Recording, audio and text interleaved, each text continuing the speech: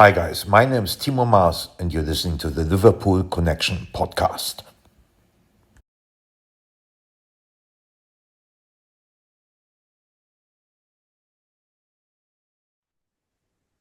Hi everyone, and welcome to the Liverpool Connection Podcast. I'm your host Daz. This is my football and music one-on-one episode where I bring on a musician who is obviously into music but also into football. And it's really nice today because he's an actual Liverpool supporter, and I haven't had a Liverpool supporter on for quite some time. I've had Timo Maas, who is not a football supporter. I've had Lee from Pump DJs, who's not really a football supporter. So it's nice to actually be able to talk football. But my next guest is a DJ, producer, audio engineer, Grammy nominated, also is co-owner and founder of 36dB. I welcome Barry Jamieson to the podcast. We have actually been chatting for the last 45 minutes about politics, which we've got that all off our chest now. And he was telling me some stories, and I had to stop him because I hadn't pressed record on the mixer yet. So, it's great to have you, Barry. Thank you. Nice to be here. It's so good to have a Liverpool supporter back on. You know, I've felt nice to talk to a Scouser as well, because it's my hometown. I was born in Everton. Ooh, but I'm not a Blue. Yeah, I know. Well, I mean, I have two Blues in my family. They're cousins, but I barely talk to them. And when I do, my granddad was the only one. I rub it in because there's nothing really good about being a Blue shite at the moment. Got a nice stadium though. Yeah, hopefully in the Championship. Yeah. So they'll stay up. Yeah, they'll stay up like they have the last couple of seasons. I mean, are you one that you'd like them to go down? Because I would like them to go down for a season just to get a taste of the Championship and then come back up. But we know how that usually is. Like Leeds went down, didn't come back up for a long time. But I don't know. It would cause too much anguish between certain pals. So I wouldn't want to burn too many bridges, but no. Yeah, I mean, you'd think a shiny new stadium would definitely change things there, but there's a few more things need fixing, really, aren't there? Yeah, I mean, But then again, I mean, look at our change recently with Arnie. Everyone was kind of, what the hell's going to happen? And changing the head of an organisation like that, with a manager. I mean, it's not just about the team and the players, it's everyone around that's part of that infrastructure, and a lot of guys come in and they chop a load of heads off and put their own people in and all the rest of it. So it was always going to be really nerve-wracking thing for Liverpool supporters to put up with after losing Klopp, who was such an animated and passionate supporter, more so than a manager. The guy fell in love with the city and the people, and of course the team. And Arnie was going to be very different than that. I think he's going to come around and he'll understand the ethos of how to be successful at Liverpool isn't just about results. It's everything else that you've got to do as well. And I read an article about Klopp. When Klopp first came to Liverpool, one of the first things he did is he met Shankly's granddaughter. Mm-hmm. And he says, I want you to tell me about your granddad. And he wanted to know, what was it about this man that was so important for Liverpool? And it was the people. It was always the people. If you win them, you'll win all of it. And I think that's a real measure of a man, isn't it? When the first thing he wants to do, he wants to know about the history and what made these people the way they are. That to me just speaks volumes for him, But you've got to give it Arnie. I mean, we're getting the odd fist bump. It's not quite as animated as Klopp, but he understands he's got to salute the fans, you know what I mean? And the results speak for themselves, don't they, really, To me, again, my granddad's years, the Shankly and Paisley. Yeah. Paisley was the quiet one. And that's the thing. We're not going to get another, Jurgen Klopp. You know, he was animated. You know, I remember the first day in Liverpool, he went out for a pint, went to a pub to take in the city. Slot, you know, he's a bit more reserved, but I like it. It's like every press me too. Doing, you see his personalities coming out more and more, and he's so smart. But like, Klopp has left Liverpool Football Club in such a good position. I remember when old Red Nose Fergie left United. He left United in a bad state. The squad wasn't that. I mean, yeah, I think they won the league, but they were aging players. And Klopp, you know, I mean, we all know where we were in last January when, you know, Klopp came out and said what he said and broke our hearts. But you could see it on his face, and you saw that a few months tired. He was knackered, you know, and still people don't understand that. They're trying to, you know, come up with like, oh, FSG didn't give him enough money. No, Klopp was knackered. You could He was burnt out. Yeah, he I mean, at that level, with that pressure and the success of it all, yeah, we had great results. Yeah, we had great years, but there's always some dips and dark moments within that kind of journey of any season, and they're hard things to take, you know, and having your kind of your protective armor on for the criticisms and everything else, that wears that away over years and years and years. And I think every year the expectations must get that little bit more greater.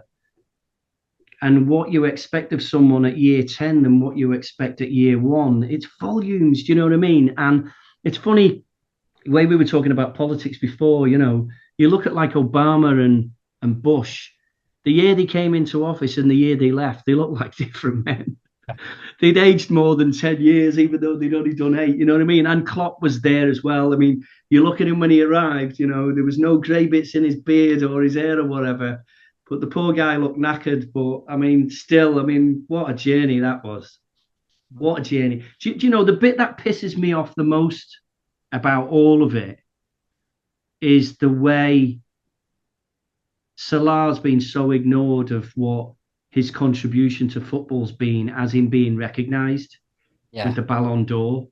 I mean, the year we pretty much won everything, and yet Messi still got it. Yeah, he had a great season and all bloody rest of it. But when you look at all of the trophies we'd won at that time period, and the amount of goals that were scored, and the amount of assists that he always does, you know, how the hell was that not in the top 2 of that particular year? You know what I mean? We'd won everything. Yeah. Well, that's the thing. If you're not a Liverpool supporter, you know, who I think the Ballon d'Or is a bit of a joke anyway. You know, Messi and Ronaldo just kept winning it. It was just a race to see who gets more between those two.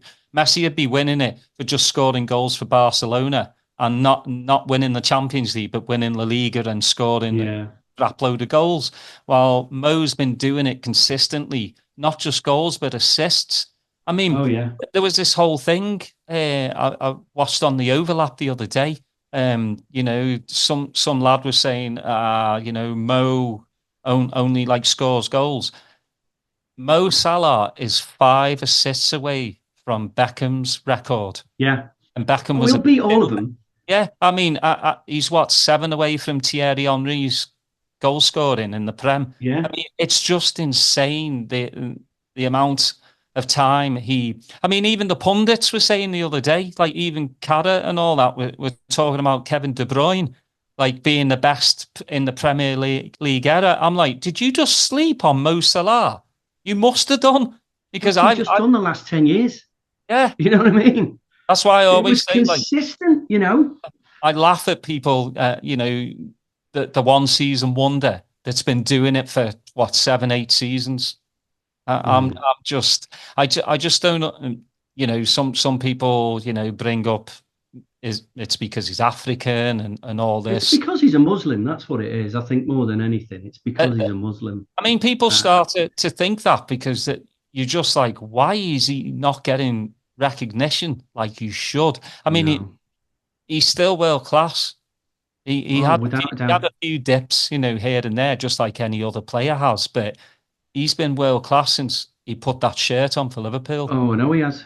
And he knows that. I mean, I saw a thing earlier. You know, my dad was saying he's going at the end of the season, but I've just seen something floating around on social media now that he's willing to sign a 4-year contract and end his career. I mean, that's a lot to give somebody at 32. It is. Whether it's true, I don't know. But if he's committed to do that, and then I can't sign it in a frigging heartbeat.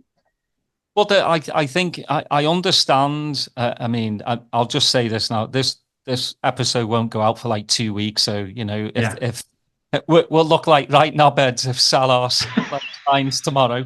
You know, for you growing up, who was your childhood hero football wise? I think early on it was Kevin Keegan. You know, I mean, where I kind of grew up, I grew up in a small village called Loughton, which is close to Haydock and Lee, like 5 miles from Wigan, 2 miles from Lee, which is where my parents moved to when we moved out of Liverpool when I was a kid. And at the top of the East Lancs Road where the M6 was the Haydock. There was a petrol station right there. And I remember one day I was with my dad and we were putting petrol in the car. And next minute there's a Ford Capri pulls up and out jumps Keegan. I was like, shit, hell, it's Kevin Keegan. I must have been about 6 or 7. My dad just go and ask him for his autograph. So I walked over and he went into the trunk of his car, pulled out a poster, shook my hand and signed it and gave it me. I says, do you drive around in that with them in your car all the time? He says, oh yeah, I'm always getting asked. You know, I thought it was brilliant. So I had that put on my wall for a long time.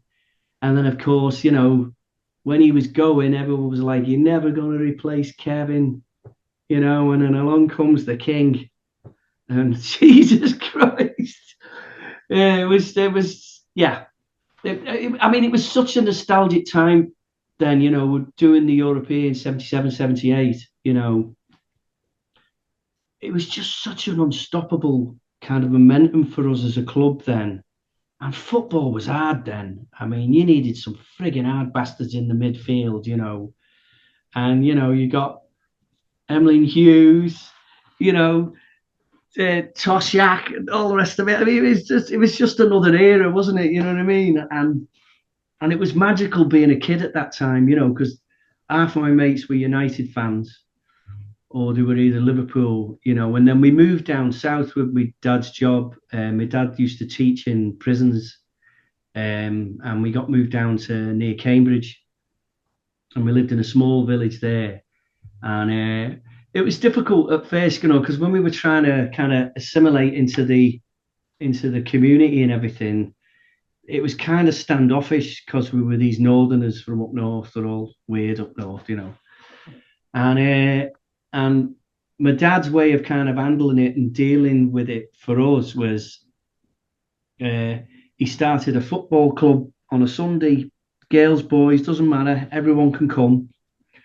And another guy who was friends with him got involved as well to help him out. And within a couple of months, you know, half the kids were being kicked out of their house by the parents. So yeah, just go and play football for a bit, you know. And it was down in the field in the middle of the village. And of course, not long after that, they started doing the Coca-Cola Awards. So my dad basically signed in to do that. So we all started doing that as we were kids. And it was great. You know, no one was any good. We were just having a laugh and we'd play local teams and all the rest of it. But it was more just a thing for me and my brother to kind of learn to mix and make friends and stuff and kind of get established in this new area. And it was great, you know what I mean? We really had a good laugh. And my dad loved doing it as well. You know, he was always kind of involved in things we were doing. You know, we just thought it was because he wanted to keep an eye on us. But it wasn't. He just wanted to be involved and, you know, be around us and all the rest of it, you know, which definitely wasn't kind of his upbringing, you know. So that was kind of the start of a love affair for playing football and that. And, you know, by the time we left the village 10 years later, after village, we're Liverpool supporters. They still are to this day, you know. I still keep in touch with a lot of the kids from when I was 10, 11, 12, and they're all diehard Reds, and their kids are as well, you know. Brought up right. Yeah, yeah. So yeah, it was fun, you know. But yeah, I mean that whole time period though, I mean it was magical, wasn't it? You know what I mean? You know, I remember I both 77 and 78. We moved down there in 76. We came back that weekend, you know, to meet up with family and stuff, to watch the lads bringing the trophies back on the bus, you know, driving through the city. It was amazing, you know. But you know, when Klopp finally won the Champions League, I was watching that, you know, I was in New Jersey at that point, and watching that on the TV, that was just on another level, wasn't it, really? Yeah. I think the whole city was out. Yeah. Well, I mean, like, you know, when we won the Premier League, I was going home, and then, Right. you know, because we were 25 points clear before COVID hit. And so I was like, you know, I'd already booked the ticket, everything. And then You obviously just wanted to be home for the end of the season, yeah. yeah, and then obviously, you know, it didn't happen. So yeah, I really hope it happens sometime soon, because the city needs it. We need it. We do. Yeah, we do. Yeah. Yeah, I think it's weird though, because I think the team's definitely in a bit of a transition phase at the moment, not just because there's been a new manager appointed. I think there's certain players that career-wise, there's quite a few egos flying around a little bit at the moment. And I think being influenced by other players, you know, one being Alexander-Arnold, you know, him and Bellingham are pretty bloody tight. And I think he's really trying to persuade him to come to Spain, you know, get into European football and stuff. And, you know, look at Coutinho. The grass is never greener on the other side, is it? You know what I mean? And he was really starting to become his own, and he was consistently getting goals and was a bloody handful. And he walked away from all of that thinking it was just going to fit right in with a new team and new management, all the rest of it. And it did anything but that, you know. But I think it was a little different though with Coutinho, because with South Americans, you know, their number one teams are Barca and Madrid. Oh, of course they are, yeah. So I kind of understood that. But Trent being a local lad, I'm like, you know, Yeah. we all know Michael Owen went to Madrid and it failed. You Yeah. know, the only scouser that really did was, you know, Maka. And you know, the thing is, I think if he stays, he's going to become a legend. Oh, he already is. And he probably will become the captain of Liverpool when Virgil's ready to, you know, leave. No doubt. So, you know, if Trent stays, he's going to go all the way through, isn't he? The team to that point, you know what I mean? Yeah. It's inevitable, you know. So, but I mean, if he wants to go, then you know he goes, and there's nothing we can do. You know, Bradley's coming through. Obviously, Bradley's nowhere near Trent.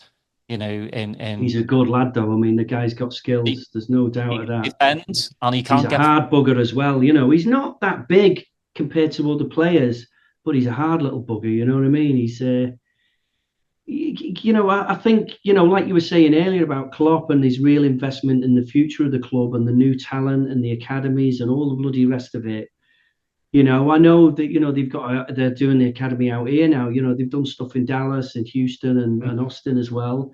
And, you know, there's so much soccer, as they call it here, but there's so much football over here. I mean, it is a massive sport in the US. It might not seem it from the leagues and all the rest of it, but every weekend there are hundreds and thousands, probably millions of kids playing football in the US. And that's the reason they've got scouts out here, because they're going to tap into this whole like massive melting pot of, you know, American kids and kids who are coming up from South America, families that are moving here to be close to where there's so much going on. I mean, Dallas, I mean, we have so many facilities here. It's insane. I mean, they're not cheap places as well. You know what I mean? There's one place where my son trains called MoneyGram, and there's like 32 full-size soccer pitches, and it's like a frigging golf course. Grass. I mean, you know how hot it gets down here, and how much water their water bill must be to keep that grass looking like that all year round.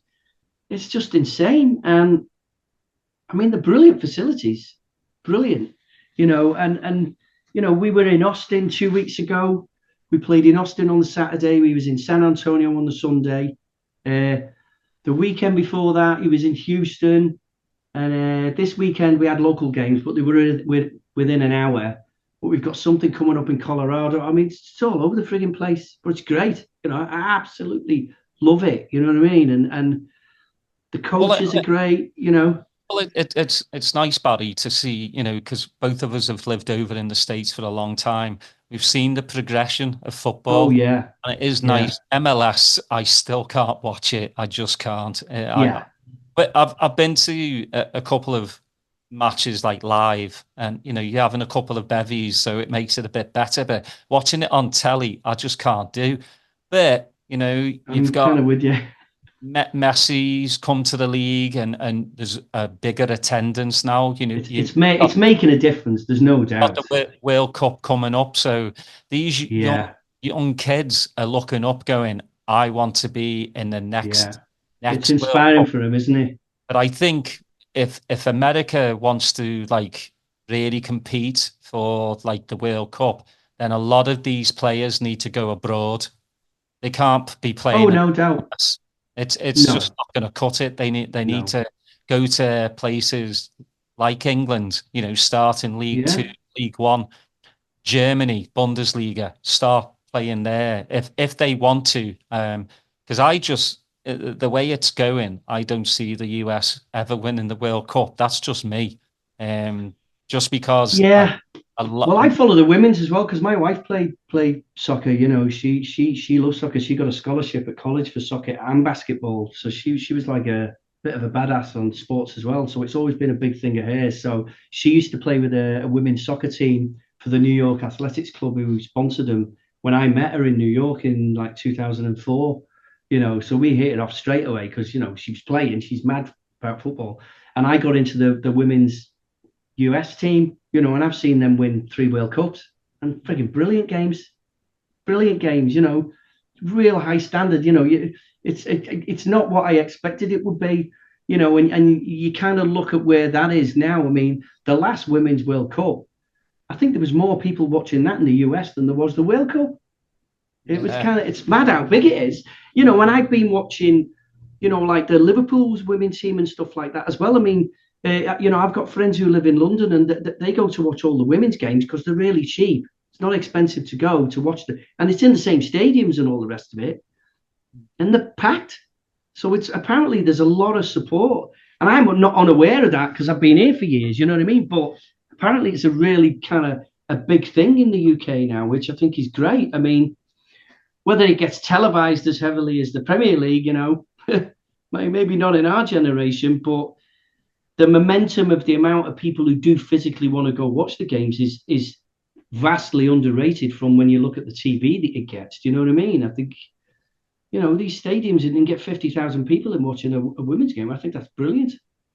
Yeah, no, it is. And a lot of it goes towards trying to get a ticket for Anfield is like gold dust, So it's either people are watching the women's game or they're watching lower leagues now. Yeah, it's because they love football that much. But I mean, or they watch the under-21s or something, the kind of youth teams and stuff like that. Well, it's great to watch the under-21s as well because then you can see some of the lads that Yeah, well, the guys are in the team now. I remember being back at Christmas a couple of years ago with my mum and dad's, and Connor was playing and flipping, Jones and stuff, and my mum's pointing these kids out. Yeah, these kids are going to go places, and well, there's loads that saved for a few years to go over.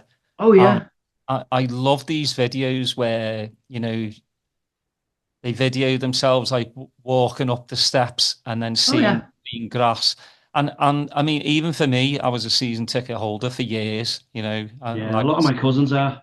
I've been going since I was 6, and I always get goosebumps walking up to Anfield. Oh, yeah. always. And just seeing these people that go there for the first time, you just very emotional, even for you, because it's you remember your, going with your granddad or whatever else. Do you know what I mean? And then it being such a magical kind of moment, so overwhelming. You know what I mean? You're just this little kid in this huge place, and for them, that was them when they first fell in love with the club when they were 5 and 6. So even though it's took an whole lifetime to get there, it's them still as a kid.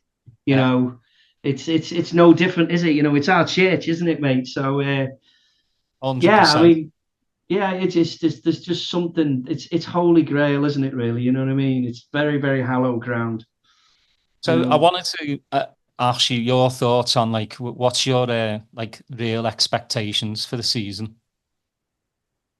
It's a tough one. With any season, it's about injuries and players staying healthy and all the rest of it. I think whatever Arnie's doing with the team, he's definitely got them focused. There's no doubt of that. I mean, we didn't have a good game at the weekend. I thought a couple of players were really, really poor. Canate was frigging all over the place. I don't know what the hell was going on with him. But we finally pulled it out the bag, and we never give up until the final whistle. You never underestimate Liverpool, but we don't exactly make it easy for ourselves sometimes, and it's kind of frustrating. But the one thing I'll give Arnie, you can be on that pitch for 20 minutes, and if you're having a shit day, he will take you off. Yeah. Where Klopp would always be like the 65th, 70th minute, wouldn't he? Which to me sometimes you really wished he'd done some of it at half-time, because giving someone 20 minutes to make a contribution, when you look, when Diaz came on, the whole frigging team just went up a gear, so. But he reads the game very, very well, and I think the kind of players he's putting in, depending who we're playing against, you can tell he's studying those other teams meticulously, and he does get a lot of it right from the first whistle, you know what I mean? But if like I said, if you're not cutting it, you'll be out as soon as he thinks, you need to be. So, and I think the players are starting to respect the decisions he's making and his choice of what happens when it goes on. You don't see many players coming off frustrated, when they're being replaced by someone else or whatever. There was definitely a few times, especially towards the end of the season, with Salah, with Klopp, was not happy. And, Nunes is definitely a bit hot-headed at times, but there's utmost respect, I think, for what his decisions are, for what it's for the greater good. And I think at this point, if we consistently keep the momentum we've got going on, that respect foundation should stay there. Where the challenge will come for him as a manager is if things don't start to go well, how the players react to his management kind of style, frustrations and everything else. I think if he can keep that in check and utmost keep them focused, I think we'll be all right. But we're starting to show that we've got a good consistency about what we're doing. But when you look at the last game we just had, playing against City or Arsenal, I think might have been a different outcome, But then again, the one thing about Liverpool is we always show up to big games. It's the games we're supposed to win that we fuck up, Well, I mean, you go back, right, and let's say the Klopp era, we play Southampton, we lose that game. I just think Slaughter's got us playing more controlled, and we're not doing this crazy heavy metal football. We're controlling games more. I mean, I've read that stat where Southampton didn't get in our half for nearly 12 minutes. Right. That's how good we were. But yeah, I mean, I just think we're going to have a bit ups and downs. But at the moment, I think when we lost to Forest, and I wish we didn't, but we did, and I think it really brought the best out of Slot. The Slot dissected everything. and Yeah. and it happened early on in the season, which is good, and he was able to work on things better with the players. So I just think the biggest thing is the injuries. We've got Yeah. as we know with City shouldn't be a one-man team with how much they've spent, but No. they miss Rodri so much. Oh God, yeah. And even Huge. Kovacic is out. He's another, defensive Mm. midfielder. They really don't. That there was, if you watch a City game now, they have so much space for Mm. opposition. For us, I think we just need to, we're getting Harvey back. Jota should be back Yeah. soon. I'm still got, still invested in Chiesa. I still think he can do the job. Yeah. He I just think so didn't get the too. pre-season. He's had those niggly little injuries, but if he can crack on from January till the end of the Mm. season, I think we've got a decent little player in him. But Yeah.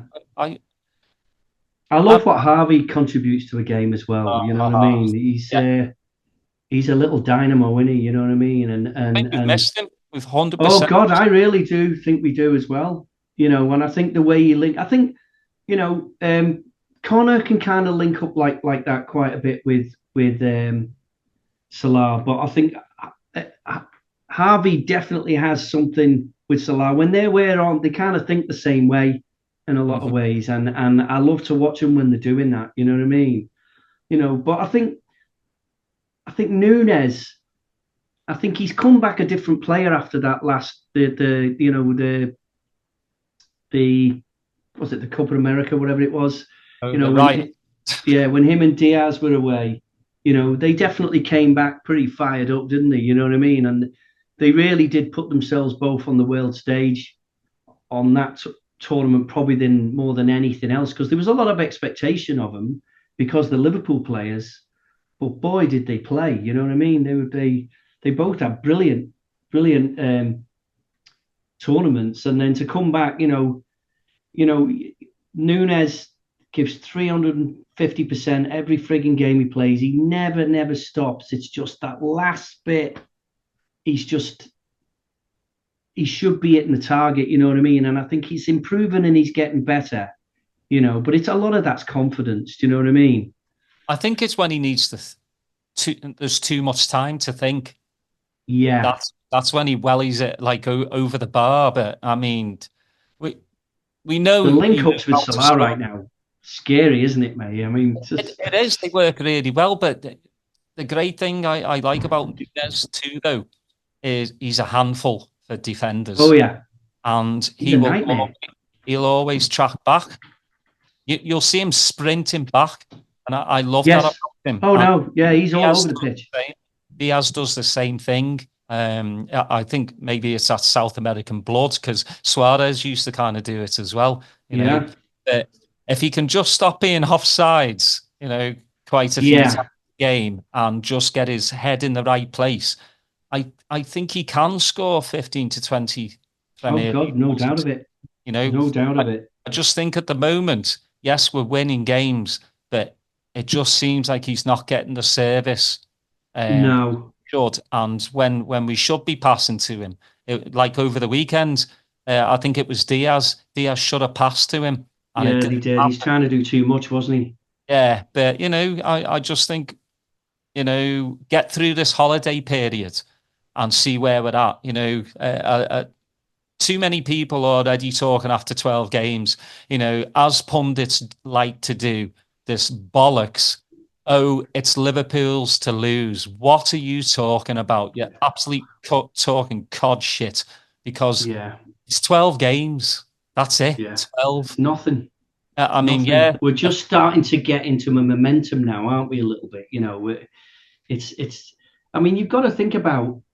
I mean, especially when the last few years when we had been in a lot of tournaments and a lot of cups and stuff like that. How many frigging games were we playing a season? Mhm. It was ridiculous. You know what I mean? But we were playing more games than anyone. And that can be detrimental to a team, whether it be injuries and stuff, but also it can make a team a lot sharper if people stay fit because there's Yeah. just so much more doing it. And I think 12 games is nothing, I think we still need to find some momentum or some kind of relationship between certain players on the pitch. You know, I mean, Szoboszlai, I'm not totally convinced with him yet. I don't think he's consistent enough. But McAllister, I adore. I think he's a fabulous player. And him and Nunes do have some kind of telepathy shit going on, this South American thing. I don't know what it is. But they always seem to instinctively know where each other are going to be, you know. And when they're on it, friggin' hell, they're a handful, you know. Ask me in like February where we're at in the league. Yeah. You know, and you know what happens at Christmas, mate? It can go bonkers, can't it? All of a sudden, it just goes shit for the first part of January. Exactly. When you're really on it, you know. So yeah, February, you kind of know where the team's at. So yeah, I'll come back in February and probably see where we're at. It's just a bit silly people saying, you know, it's Liverpool's to lose. They just want to say that just so, like, if we don't win the league, they'll be like, you had this 8-point lead and you let it slip. But we've done that loads of times, you know, and then you look at that year, you know, I think City were like 14 or 15 points behind us. And they managed to claw all the way back and there's like a point in it or whatever, you know what I mean? No one thought that was doable. And fair play, you know, to Pep and that team. I mean, Jesus Christ, I mean, they just wouldn't let anything go, would they? You know what I mean? And that was probably one of the best comebacks. And, you know, you kind of get too comfortable sometimes, don't you? Thinking, oh, yeah, we're fine here. But a lot can happen in 2 or 3 games and it can all turn to shit. Oh, yeah. So unless you're 25 points clear, like you mentioned earlier, you know what I mean? You're not in a comfortable place at all, are you? No. You know what I mean? Yeah, I just... You know, like I said, February, see where we're at, see if we're, you know, in the final of the League Cup and all that. So yeah, I look forward to this season. I'm a realist though. I've never made a prediction in my entire life. No, I can't. I don't want to go there. It can't even jinx it. You know what I mean? We'll just see what happens.